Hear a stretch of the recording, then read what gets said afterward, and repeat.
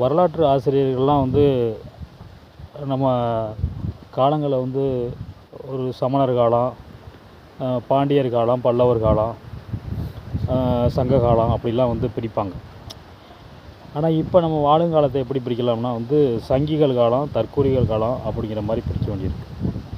இந்த கரூர் சம்பவத்தை தான் அந்த ஒரு பானை சொத்துக்கு ஒரு சோறு பதங்கிற மாதிரி இந்த கரூர் சம்பவம் நம்ம வந்து டெக்னாலஜின்னு உச்சத்தில் இருக்கோம்.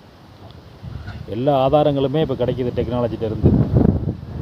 எந்த தப்பு பண்ணாலும் மூடி மறைக்க முடியாது.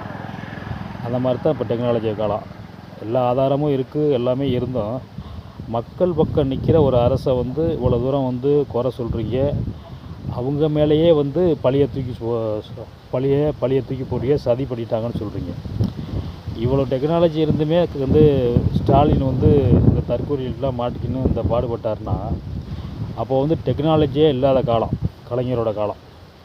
அப்போ கலைஞர் வந்து அப்போ சங்கிகள்கிட்ட மாட்டிக்கிட்டு என்ன பாடுபட்டிருப்பார் அப்படிங்கிறத வந்து இப்போ வந்து நமக்கு நினைக்க தோணுது.